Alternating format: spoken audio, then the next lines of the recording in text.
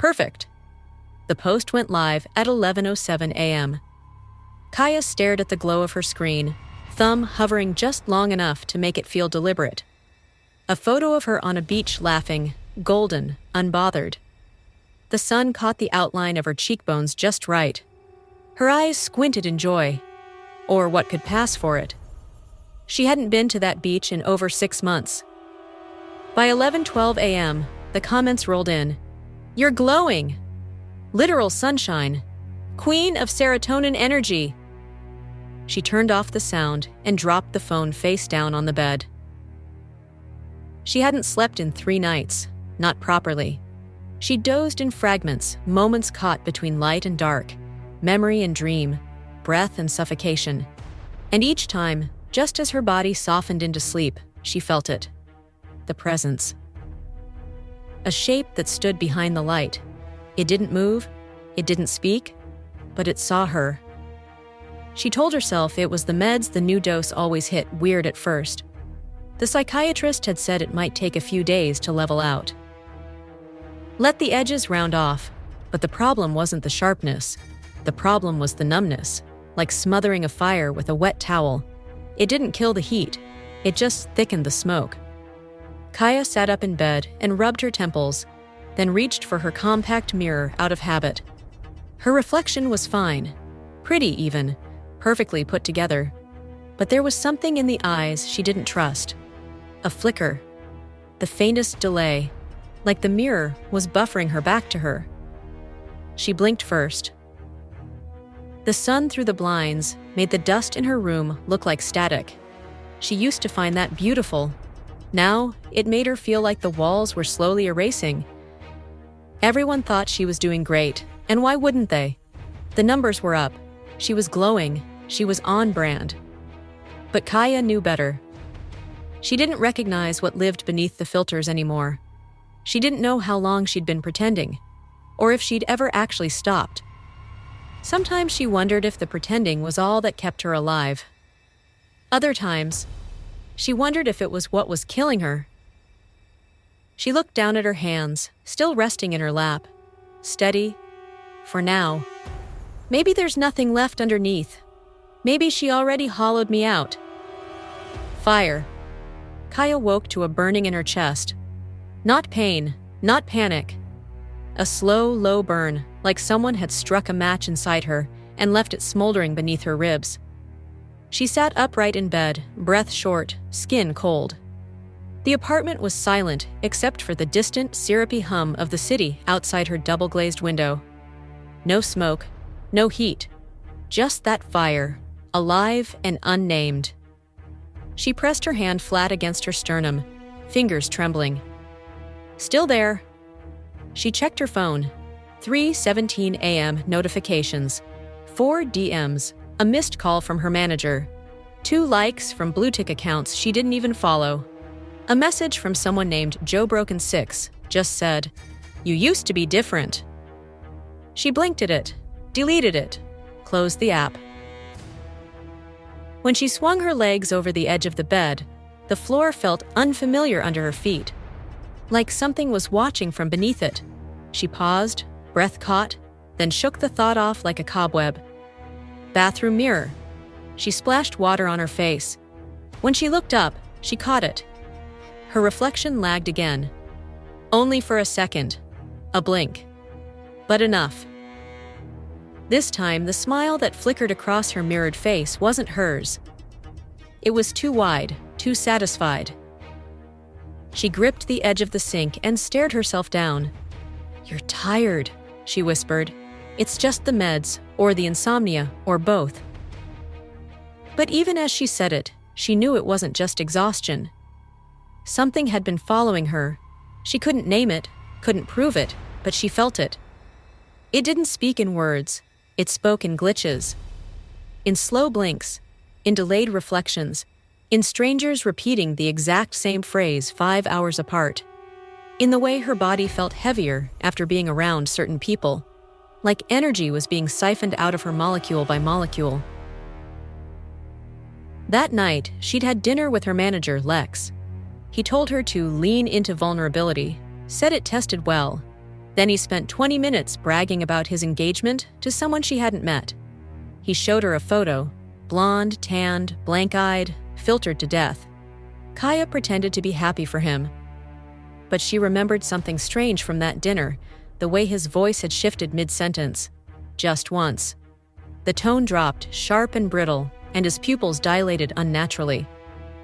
And then it was gone, like a static pop between channels. At the time, she brushed it off. Now, she wasn't so sure. She looked into the mirror again, steadier this time. Her breath fogged the glass. Her eyes locked onto hers.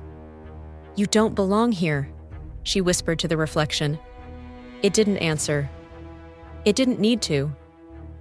Because somewhere deep inside, under the medicated silence and curated perfection, something ancient had started to stir. Something sacred. Something on fire. Narcissus! He came over without asking. Kaia was sitting cross-legged on the cold kitchen tiles when he knocked just 3 quick taps, then silence. No follow-up, no calling her name, just the assumption she'd open the door. She did. Tyler stood there in his usual neutral-colored hoodie, holding a pressed juice and a look that tried to mimic concern. He looked like someone who was used to being adored, someone who missed the mirror she used to be. "I brought you something," he said. Kaia took the drink, not because she wanted it, but because the performance was easier than confrontation. She turned her back and walked toward the living room, letting the silence stretch long enough to make him uncomfortable. He followed her in anyway. Tyler sat on the arm of the couch like he used to, spinning his keys slowly between 2 fingers. His eyes scanned the room, the stack of unopened PR boxes, the dying orchid, the notebook on the floor filled with half-legible scribbles. "I miss you," he said eventually. Kaia tilted her head slightly. "Do you? I miss the real you." She laughed once, sharp, not amused. "Which version is that?" she asked, not bothering to look at him. He didn't answer right away. She could feel the gears turning in his head, searching for the answer that would land right. The version of her that still existed in his curated memory. "The one from your stories," he said at last. The grateful, grounded Kaia. The one who didn't overthink everything. She stared at the far wall. Her body was still, but her mind was a fist, clenched, ticking. "That version died in an algorithm," she said. Tyler didn't laugh. Didn't respond at all. And then she noticed it. His face blanked for a moment, like something muted him. A flicker behind his eyes, gone before it could settle. His posture shifted too quickly, as if something else had corrected his slouch. "Your energy's weird," he said suddenly. "You're intense lately." Kaia turned to look at him. His face looked normal again, maybe a little too normal. Skin smooth, too even. Eyes clear, too dry.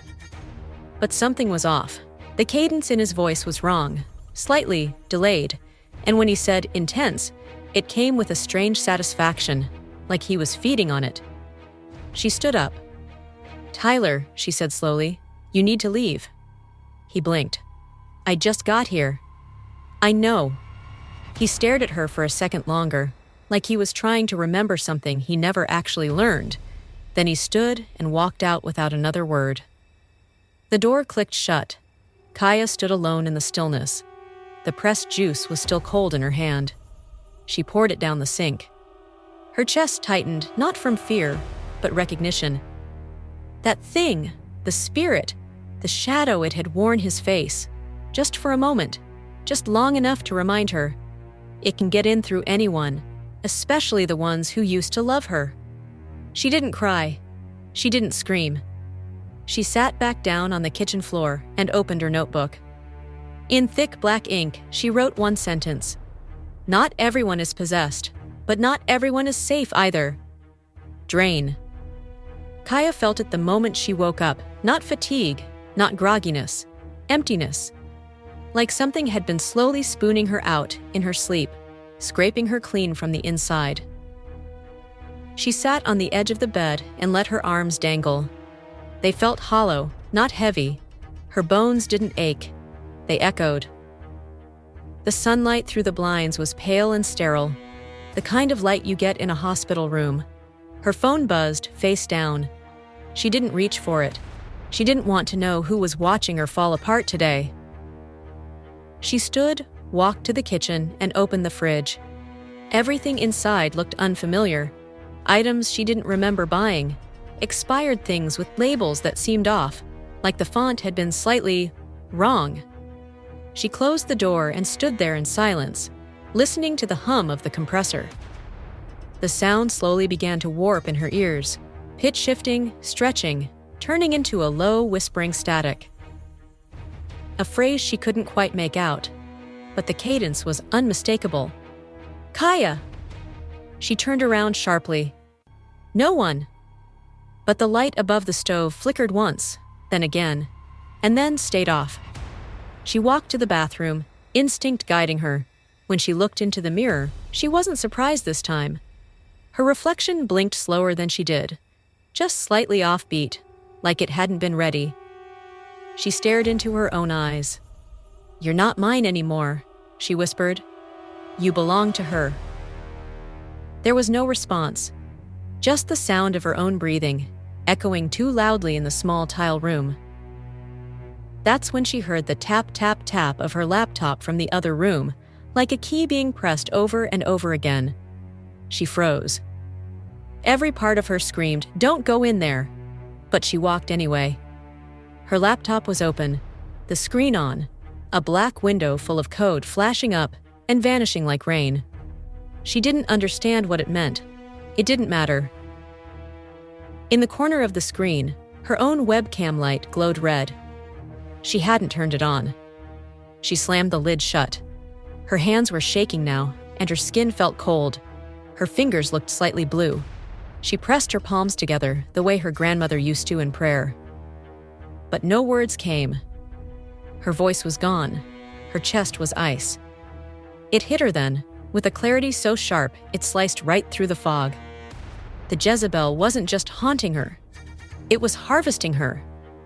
Every ignored gut instinct, every swallowed opinion, every time Kaia said, "I'm fine," when she wasn't.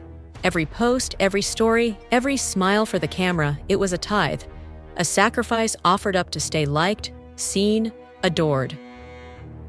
And now, the payments were overdue. Kaia backed away from the laptop, stumbled into the hallway, and grabbed her notebook off the floor. She flipped to a blank page, her breath shallow, and wrote with urgency. Symptoms of possession. Fatigue after social contact. Facial glitches in people I trust. Objects moving subtly. Reflections delaying. Voice mismatch. Sudden bursts of energy followed by collapse.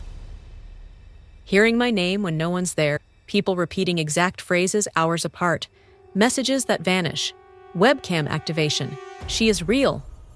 I am not crazy. I am not crazy. Kaia closed the notebook and curled into herself on the floor.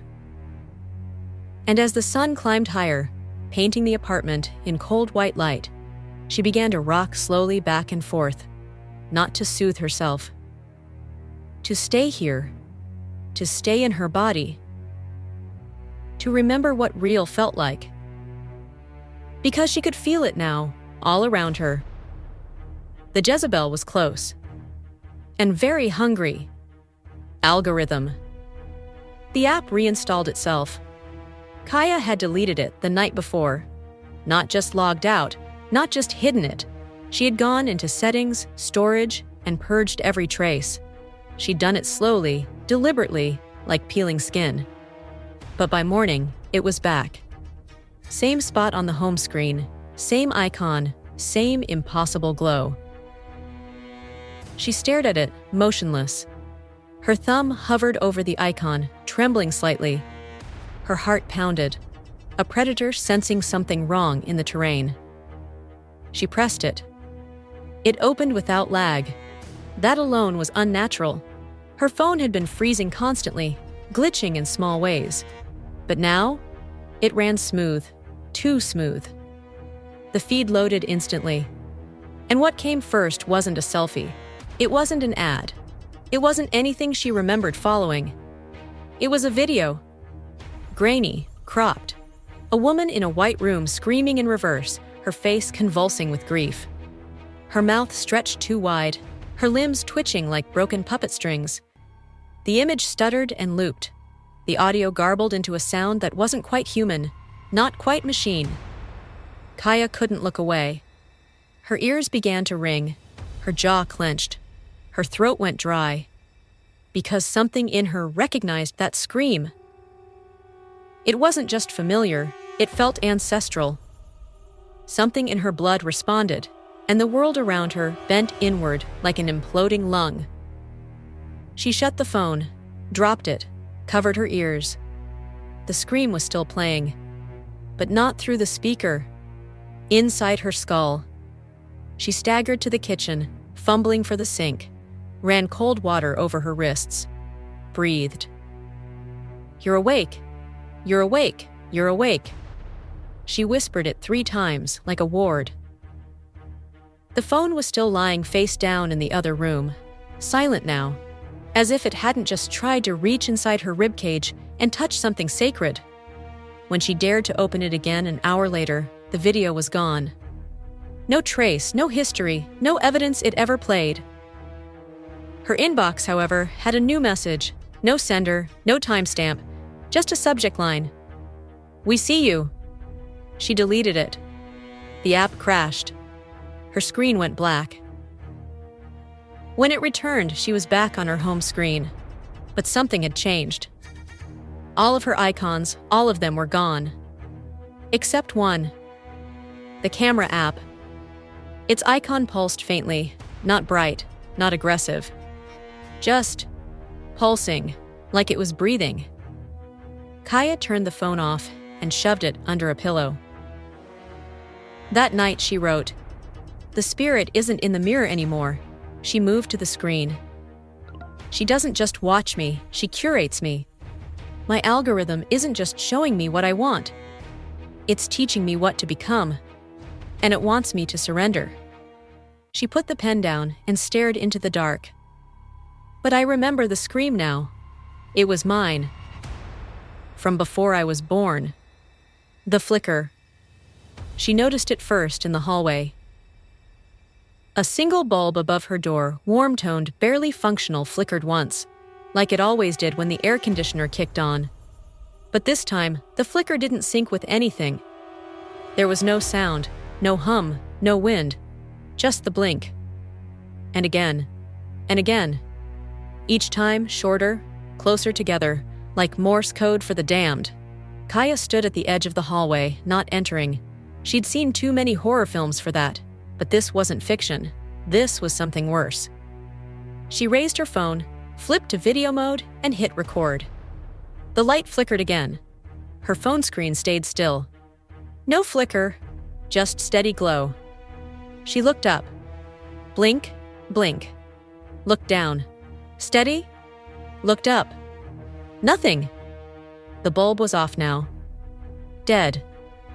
Kaia turned on her heel and walked quickly back into the living room, slamming the door behind her.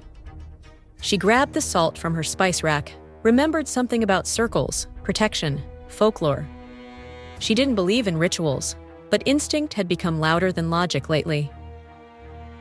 She poured the salt in a shaky ring around her couch, sat inside it cross-legged, and breathed. Then she heard her door unlock. Click. Not a knock. Not a rattle. A key turning. She froze. Blood rushed to her ears. Her phone was still in her back pocket. She didn't move to grab it. The doorknob turned, just a whisper. Then silence. She waited. Nothing came through. Not a person. Not a sound. But something had entered. She could feel the air shift, the weight in the room tilt. Her body tensed without her permission. She slowly turned her head toward the hallway. The mirror at the end was fogged over, like someone had just breathed against it. And on that fog was a message, written in shaky fingertip strokes. "You're ready." She stood slowly, stepped over the salt line, and walked toward the mirror. Each step pulled at her like gravity had doubled. When she reached the glass, her reflection wasn't moving. It stared back, expressionless, hair still, eyes flat. A dead version of herself paused. Then the mouth twitched and smiled. Wide, full of teeth, not hers. Kaia screamed or tried to. But no sound came. Behind her, the light flickered once more. She spun, heart racing, adrenaline hot and thin in her veins. Nothing. Back to the mirror. No fog, no message, just her face. Breathing. Barely. She wrote that night. Time is breaking. My body remembers things I haven't lived yet. The mirror smiled before I did. The door opened without sound. Something is syncing with me. Or replacing me. Then she drew a symbol. 2 mirrored spirals locked around a flame. She didn't know where it came from, but it felt older than her fear. And it made her hands stop shaking. For now, possessed. She set up the camera at 2:41 a.m., tripod, night mode, full charge. She hadn't slept in 2 days, and the headaches were getting sharper like static behind her eyes. But she needed proof. She needed to know what happened when her eyes finally closed. No one believed her anymore. Not her manager, not her old friends, not the therapist who kept upping her dosage. So she left the camera rolling, turned off the lights, crawled under the blanket, and waited. Sleep hit her like drowning. She woke at 6:12 a.m., heart racing, mouth dry. The room smelled different like burnt ozone. The air was colder than it should have been. The camera light was still blinking. She hesitated before pressing play. The footage showed her tossing, turning, then suddenly going completely still. Exactly at 3:03 a.m., she watched herself breathe, shallow and even. No movement, no twitch. Then something shifted. In the bottom left corner of the frame, the hallway a shape entered. Kaia's breath caught. It wasn't a person. It was a silhouette. Tall, wrong, bent at strange angles. It didn't walk. It hovered. And then it crouched beside the bed. Slowly, almost lovingly. She watched in silence as the thing reached one long blackened hand toward her sleeping self. Stopped an inch from her cheek. Paused. Then, she whispered something. Her own voice. Mouth still. No movement, no breath change. Just her voice. She's almost ready. The shadow stood up, turned its head, looked directly at the camera, directly into her eyes. Kaia hit pause. Silence. The video window trembled on the screen. Her reflection in the laptop faint and pale. She stared at her frozen sleeping body on screen and whispered, "That's not me." The video blinked once, unpaused itself. Her image on screen sat up violently and screamed. The screen turned black. The laptop shut off. She sat there for what felt like a century, paralyzed. Then she moved, ran to the sink, vomited into the drain. When she finally looked up into the bathroom mirror, there was blood on her neck, 3 small bruises in the shape of fingertips. She didn't remember them from before. That night she wrote, 3:03 a.m. Something enters. Stays for 5 minutes. Leaves a mark. I speak without moving. I say things I don't remember. I think I'm not the only one inside anymore. Then, smaller, in the corner of the page, I didn't scream in the dream, but I woke up with my throat raw. Kaia didn't sleep again after that. She didn't trust herself to, because the thing in the room wasn't just visiting anymore. It was sharing the body. Firestarter! The bruises were gone by morning. No trace, no pain, not even a shadow. But Kaia remembered. She remembered the fingers. She remembered the voice, her voice saying things she didn't understand. She spent the day in silence. No music, no screens, no posts. She taped the camera lens on every device in the apartment, unplugged everything with a speaker. She even removed the batteries from her alarm clock. Still, the silence was never complete. Something still buzzed behind the walls, a low frequency she couldn't trace. It felt like standing next to a speaker, turned just low enough to avoid detection, but loud enough to make your teeth ache. That afternoon, she opened a notebook she didn't recognize. It was on her shelf, between a poetry collection and a vegan cookbook. She hadn't bought it, hadn't written in it, but her handwriting was inside. One page, no date, no title. Your fire was never for them. That's why they need to steal it. That's why they dress it in fame. That's why they call it unstable. But you were born to burn. Not quietly, not politely. You are the match they fear. Kaia read it 3 times. Her hands tingled. The air around her felt charged. Her phone buzzed, even though it was off. When she picked it up, the screen lit for half a second. Just long enough to show her reflection in the black glass. And behind her, barely visible, 2 glowing red eyes. She dropped the phone. Didn't pick it up again. That night, the dream came. Not a nightmare. A memory. She was 6. Standing in a field of black ash. A circle of fire surrounded her, not threatening, but warm, protective. And across from her stood a woman wrapped in smoke and crimson cloth. No face, no shadow, just presence.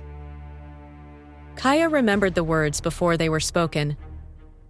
You were marked before the womb.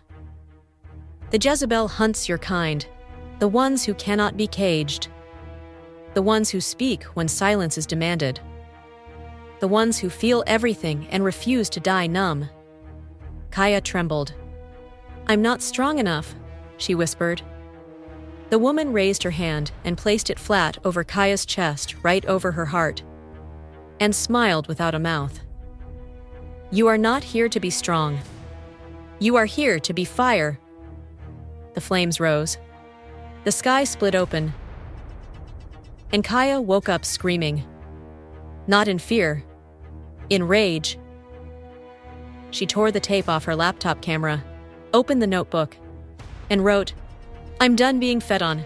I'm done apologizing for the way I burn. I was never crazy. I was contained. Not anymore. Then, underneath that, they hollowed me out, but I remember the shape I used to be. I am Heyoka. I speak in reversals. I destroy to heal. I laugh in the face of control. And I just lit the first match. Heyoka! The city slept, but Kaia was wide awake. She stood on her balcony, rain-slick streets shimmering below, neon reflections dripping down slick asphalt like fresh blood. Her notebook lay open in one hand, her other clenched around an unlit match.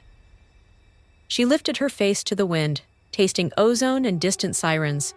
No fear, only fierce clarity. She flipped the notebook to a fresh page, wrote 2 words. I am Heyoka. Underneath, a single sentence. I heal by breaking the mirror. She struck the match. The flame flared alive, tiny but insistent. She watched it, hypnotized, until it burned her thumb. The pain was real. She welcomed it. Behind her eyelids, the faceless woman in crimson reappeared, smiling, but this time she bowed. Kaia inhaled briars and rain, exhaled the lies that had kept her silent for too long. Tonight, she would show them. She returned inside, extinguished the match in a metal bowl. On her desk lay the blacked-out laptop and the camera she'd shattered. Her phone remained off, silent vigil at the altar of her rebirth. She opened a new browser window, offline, untraceable, created an anonymous account, and began typing. Not another selfie, not another apology, not another plea for understanding. She wrote, People of the scroll, beware the hollowed ones among you. They wear familiar faces and perfect smiles. They feed on your wonder, your worship. They do not blink, they do not feel, they only take. She hit post. No filter, no glow, just raw words on a black screen.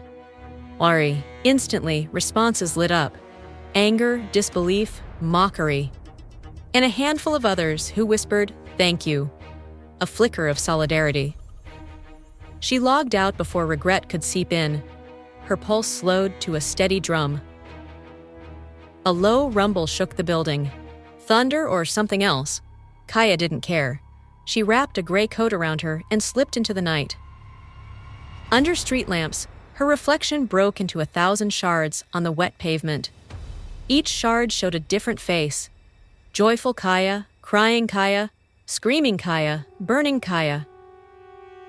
She bent, pressed her palm to the ground, and whispered, "I walk backward into truth.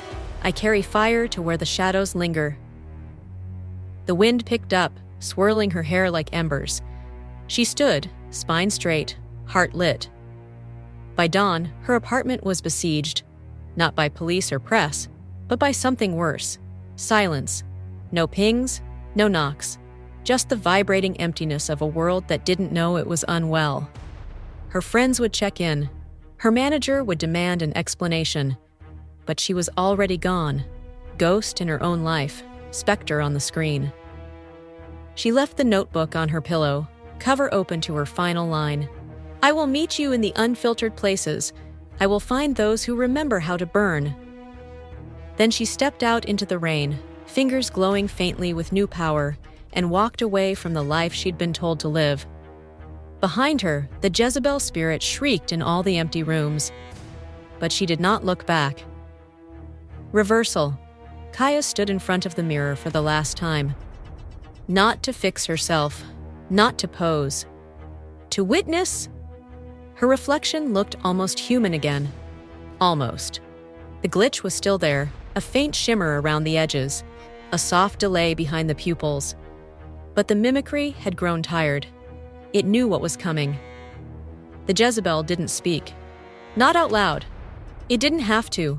Kaia could feel her, that cold, seductive presence, slithering behind the glass, waiting for submission. But Kaia didn't tremble. Not anymore. "I see you," she whispered. "I know what you are." She touched her own heart. It was still burning, the inner fire steady, ancient, defiant. The mirror shatters. She leaned in slowly, forehead almost touching the glass. "You are not the voice in my head. You are the silence that followed it. You're not power. You're the fear of it. You don't take life. You wait for people to give it up." A crack spread across the mirror, a jagged fracture running diagonally from the top corner to her chest. The spirit hissed. The lights flickered. Her breath fogged the glass. She smiled. "I'm not giving it up." Kaia drew a line through the fog with her finger. A reversal symbol, 2 spirals converging into flame. "I remember now," she said, "who I am." Then louder, "I was never yours." The mirror exploded. Glass rained down like ash, a storm of shattered lies. Behind it, nothing. Not a shadow, not a figure. Just absence. The Jezebel was gone. The final entry. Kaia sat cross-legged in the middle of her living room, shards glinting around her like constellations. The salt circle remained half-ruined, but still sacred. She picked up her notebook, opened to the final page, and wrote slowly, carefully. She fed on attention. I fed her for years. I mistook hunger for love. I called silence peace. I called sickness survival. But I was never broken. I was never wrong. I was just burning in a world built for the cold. She closed the book. And this time, for the first time in her life, she didn't reach for her phone. She didn't check the mirror. She simply breathed. Epilogue. A new account appeared online that week. No name, no face, no tags. Just one message. To the ones who feel too much. You are not broken. You are not weak. You are not alone. You are fire. You are the reversal. You are Heyoka. It went viral in all the places the algorithm was supposed to bury it. And somewhere, in the static between screens, something old began to burn.